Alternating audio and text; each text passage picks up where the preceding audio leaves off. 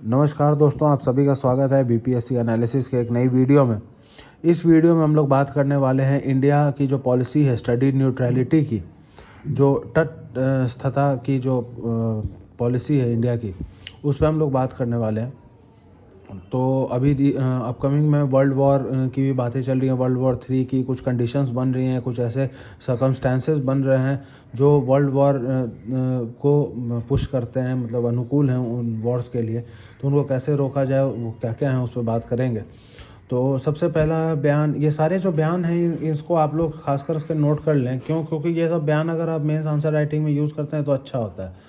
तो only India can stop Russia Ukraine war, ऐसा United nation security council में Mexico ने कहा है। अब मेक्सिको की तरफ से ये काफ़ी बड़ा बयान है और इंडिया के लिए भी ये बहुत बड़ी बात है कि मेक्सिको जैसा देश इंडिया को as a peace keeping force देख रहा है और कह रहा है कि सिर्फ भारत, प्रधानमंत्री मोदी और सिर्फ भारत ही इस युद्ध को रोक सकते हैं। तो ये बहुत बड़ी बात होती है।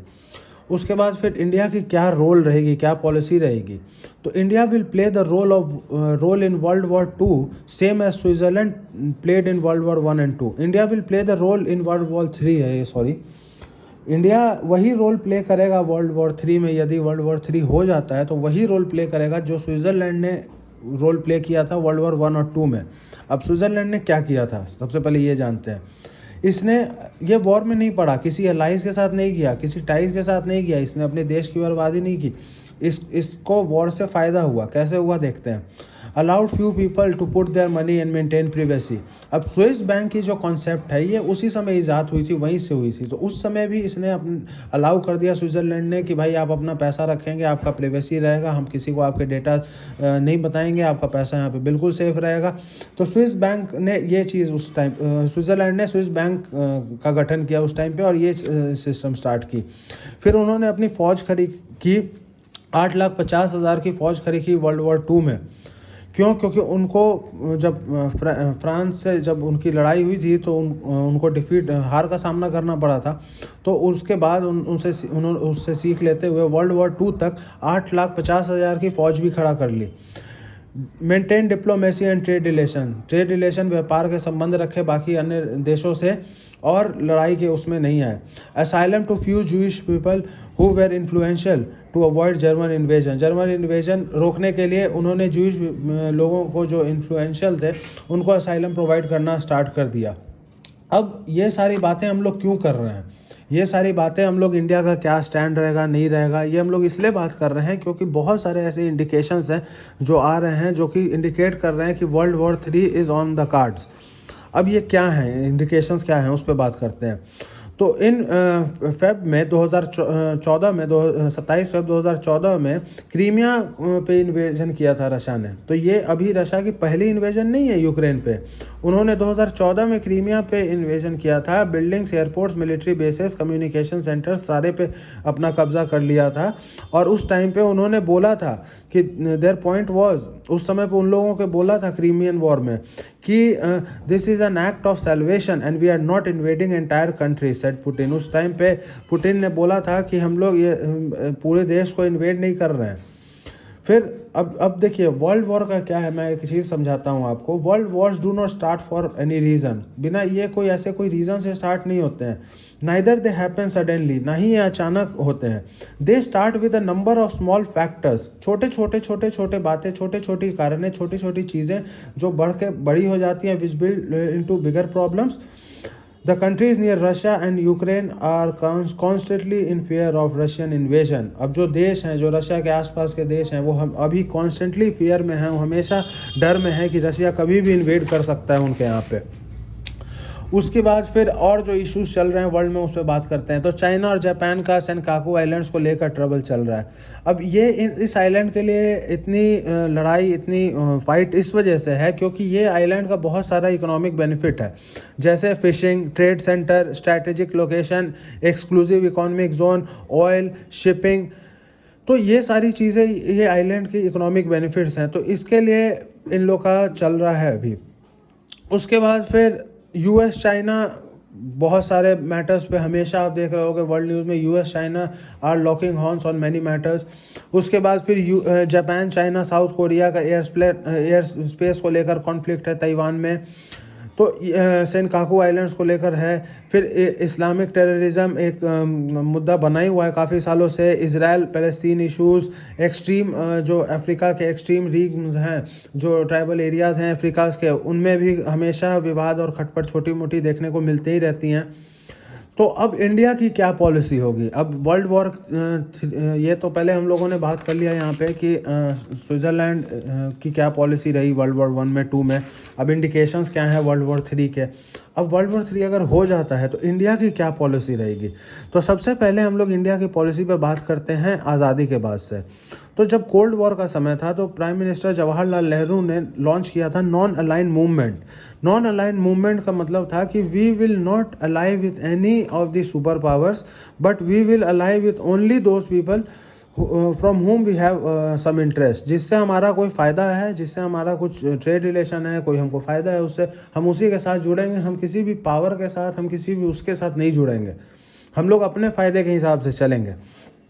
तो उस समय जो हमारी पॉलिसी थी, उस समय हम लोग एक देखिए एक और कारण है उस समय नॉन अलाइनमेंट की जो पॉलिसी थी वो इसलिए था क्योंकि इंडिपेंडेंस के बाद भी हमारी कंट्री में फॉरेन कॉलोनियल चले, ब्रिटिशर्स चले गए ठीक है 47 में, बट उसके बाद भी लगभग 10-15 साल तक इन्वेजन्स का खतरा बना हुआ था। उस टाइम पे हमारे देश में इकोनॉमी बहुत ही वीक थी, आर्मी बहुत ही वीक थी, तो हमेशा इन्वेजन का खतरा बना हुआ था। तो ऐसा होता शायद कि जिनके साथ हम लोग अलाई करते वही कल को हम लोगों के ऊपर हमला बोल देते, वही हम लोगों को ओवरटेक कर लेते। तो ये सब सारी, तो हम लोगों ने कोई अलाइनमेंट नहीं ली, हम लोगों ने अपना न्यूट्रल स्टैंड रखा उस टाइम पे। अब लेकिन फिर धीरे धीरे जब भारत की सारी चीज़ें स्ट्रांग हुई, इकोनॉमी स्ट्रांग हुई, आर्मी स्ट्रांग हुई, यहाँ का बैकबोन स्ट्रांग हुआ, तो फिर हम लोग नॉन अलाइनमेंट से मल्टी अलाइनमेंट की ओर बढ़ने लगे। पहले हम लोग का अलाइनमेंट किसी के साथ नहीं था, अब हमारा है मल्टी अलाइनमेंट है। मल्टी अलाइनमेंट का क्या अर्थ हुआ? हम लोग SCO में, शंघाई कॉर्पोरेशन ऑर्गेनाइजेशन में हम लोग चाइना के साथ हैं, ब्रिक्स में हम लोग रशिया के साथ भी हैं, चाइना के साथ भी हैं, लेकिन क्वाड में हम लोग चाइना के अगेंस्ट हैं, US के साथ फॉर्म कर रहे हैं। तो हमारा जहाँ फ़ायदा होगा हम लोग उस तरफ जाएंगे। हमारा कोई सुपर पावर से उनके साथ देना, उनका गठबंधन करना कोई मकसद नहीं है हमारा है भाई, हमारा जहाँ फ़ायदा होगा हम वहाँ जाएंगे। So India is looking forward for इस इंटरेस्ट, अपना फ़ायदा जहाँ होगा वही जाएंगे। इंडिया ने अब ये देखिए रशियन प्राइम, ये बहुत ही इम्पोर्टेंट लाइन है मेंस पर्सपेक्टिव से। ये क्वेश्चन आए या ना आए, देखिए मैं जितने भी आपको टॉपिक्स करवा रहा हूँ, जैसे ये टॉपिक्स करवाया, ये टॉपिक है, कोई भी विक्रांत जैसे करवाया मान लिया मैंने, तो ये टॉपिक सिर्फ, इसका मतलब ये नहीं है कि आपको विक्रांत में आ रहा है तो सिर्फ आप विक्रांत में लिखेंगे, नहीं। ये टॉपिक्स मैंने इस तरह से तैयार किए हुए हैं, आप लोग को भी इस तरह से करवाया है कि अगर बात आ जाती है इंडियन आर्मी की बात आ जाती है तो उसमें तो आप सब चीज़, एयरफोर्स भी, आर्मी भी, और पूरी अगर मिलिट्री फोर्स की बात आती है तो आर्मी भी इंक्लूड करोगे, एयरफोर्स भी करोगे, नेवी भी करोगे, तो नेवी का आपका 1 पन्ना का, 1.5 पन्ना का जो भी आपको लिखना है वो यहाँ से निकल आएगा, समझ रहे हो। फिर अगर बात आती है इंडिया के सुपर पावर होने में, तो सुपर पावर में 1 पन्ना आप विक्रांत का डाल सकते हो। तो ये सिर्फ ऐसा नहीं है कि सिर्फ विक्रांत में ही काम आएगा, और भी 4-5 क्वेश्चंस इससे आप कवर करोगे, तो इसमें भी आप 4-5 क्वेश्चंस कवर करोगे। अब रशिया वाली बात है तो ये रशिया यूक्रेन वाली बात में इंडिया का रोल का जब बात आएगा तो आप ये लिख दोगे कि इंडिया के PM मोदी ने रशिया प्रेसिडेंट पुतिन से कहा कि this is not an era of war, ये अभी जंग का घड़ी नहीं है, ये जंग की घड़ी नहीं है, ऐसा मोदी जी ने कहा। तो ये सब सारी चीज़ें आप वहाँ भी यूज़ कर सकते हो। अब आते हैं टॉपिक पे, तो इफ़ेक्ट्स ऑफ रशियन वॉर। अब रशियन जो वॉर हुआ यूक्रेन का, ये इसका क्या इफ़ेक्ट हुआ वर्ल्ड इकोनॉमी पे, हम लोगों पे। तो commodities including oil, fertiliser and supply of chain are in a gory twist. तो अब देख लीजिए जितनी भी कमोडिटीज़ की जो सप्लाई थी, ऑयल की, फर्टिलाइज़र की, इसकी सारी चेन ब्रेक हो गई और बहुत ज़्यादा दिक्कतें हो गई। ये सारी चीज़ें आप देख ही रहे हो कि इंटरनेशनल मार्केट में महंगी हो गई हैं। There is a near run on Indian bonds which have become the riskiest in Asia. अब इंडियन बॉन्ड सबसे ज़्यादा रिस्कीस्ट हो गए, एशिया में कोई लेना नहीं चाह रहा है।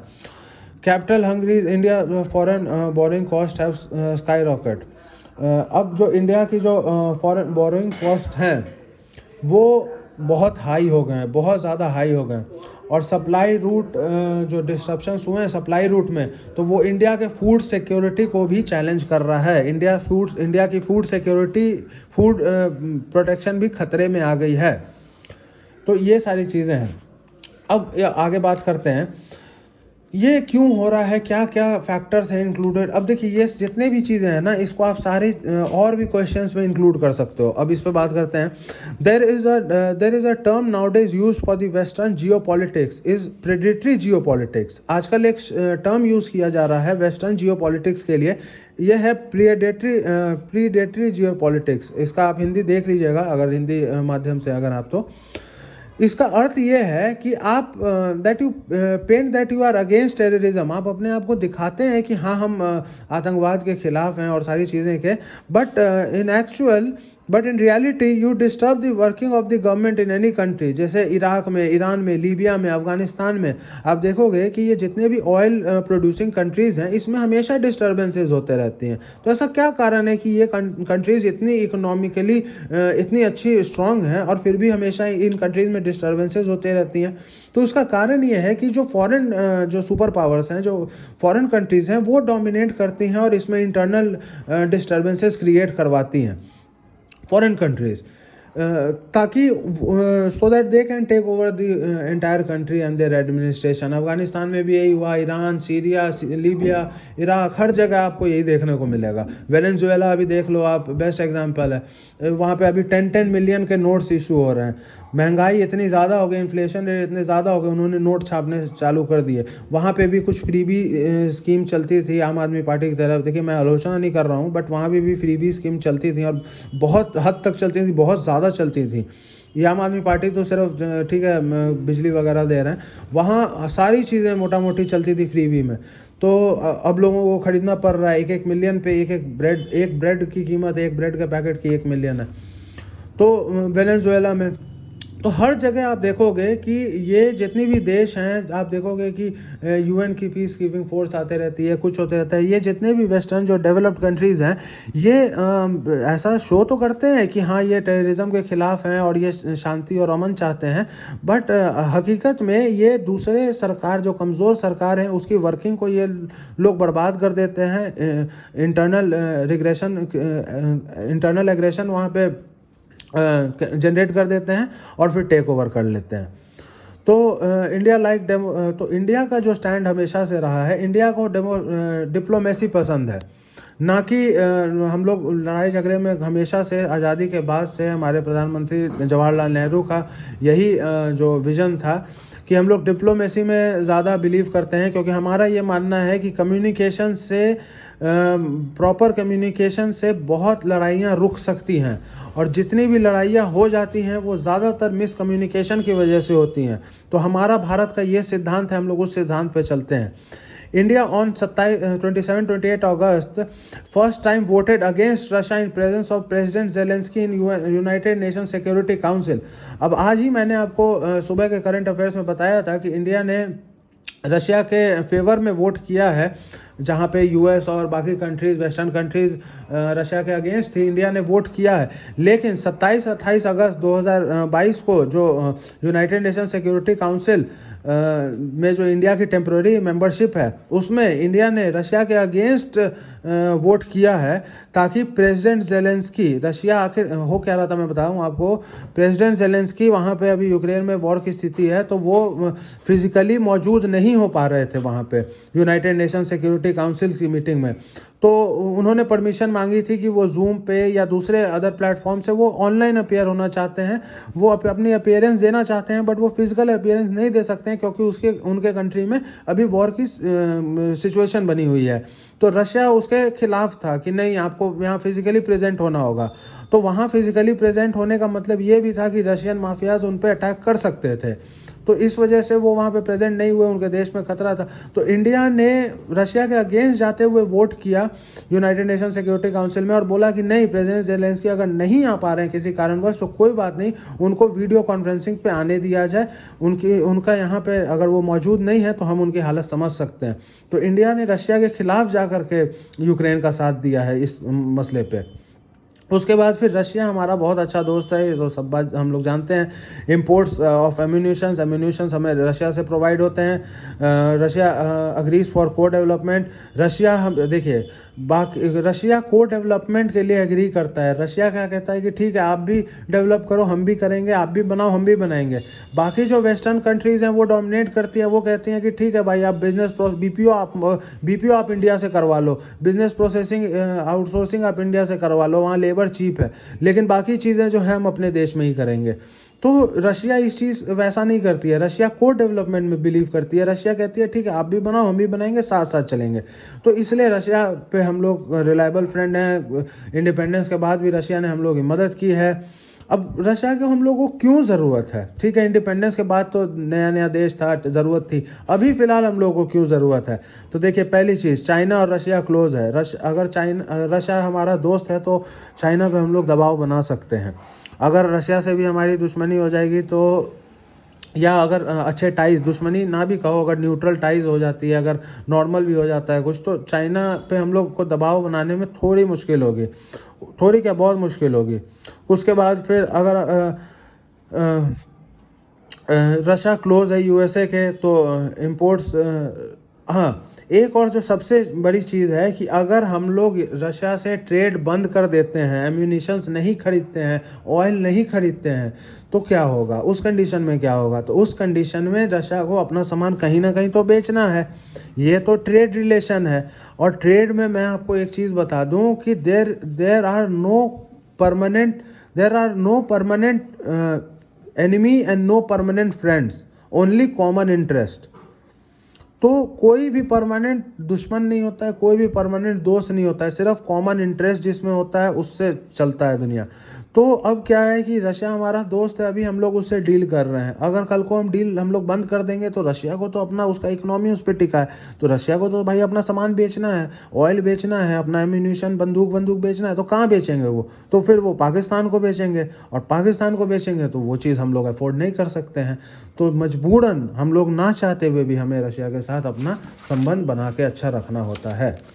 तो ये है हमारी पॉलिसी, जो हमारी पॉलिसी रहेगी। अगर वर्ल्ड वॉर 3 उत्पन्न होता है तो हमारी क्या पॉलिसी रहेगी, हम लोग क्या रोल प्ले करेंगे, कैसे हमारा इकोनॉमी स्ट्रांग होगा वर्ल्ड वॉर में भी अगर हो भी जाती है तो भी इंडिया टॉप पे कैसे रहेगा। वॉर्स का ये समय नहीं है, ऐसा मोदी जी ने बोला। क्या इफ़ेक्ट्स हुए रशियन वॉर के, आजकल क्या चल रहा है, जियो पॉलिटिक्स, प्रेडेटरी पॉलिटिक्स क्या होती है, रशिया हमारा दोस्त क्यों है, क्यों हमारा दोस्त है रशिया, और क्यों हमें रशिया की ज़रूरत है, इन सब सारी चीज़ों में बात कर ली। और ये टॉपिक्स की वर्ल्ड वॉर 3 क्यों हो सकते हैं, कौन कौन से एरिया ऑफ कॉन्फ्लिक्ट्स हैं अभी वर्ल्ड में, उस पर हम लोगों ने बात कर ली। इंडिया की क्या स्टैंस रही थी आज़ादी के बाद, और अभी आज़ादी के 75 साल बाद इंडिया की क्या स्टैंड है। आज़ादी के बाद थी नॉन अलाइनमेंट, 75 साल बाद है मल्टी अलाइनमेंट। तो आशा करते हैं ये वीडियो आपको पसंद आई होगी। ये वीडियो लंबी होती जा रही है तो ख़त्म करना चाह रहा हूँ। आशा करते हैं वीडियो पसंद आई होगी। इस वीडियो को लाइक करें, अपने दोस्तों के साथ शेयर करें। कुछ अपनी बातें हैं, कुछ फीडबैक्स हैं, उसको कमेंट बॉक्स में ज़रूर रखें हमारे आगे।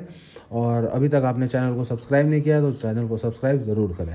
तो चलिए मिलते हैं अगली वीडियो में, तब तक के लिए बाय बाय।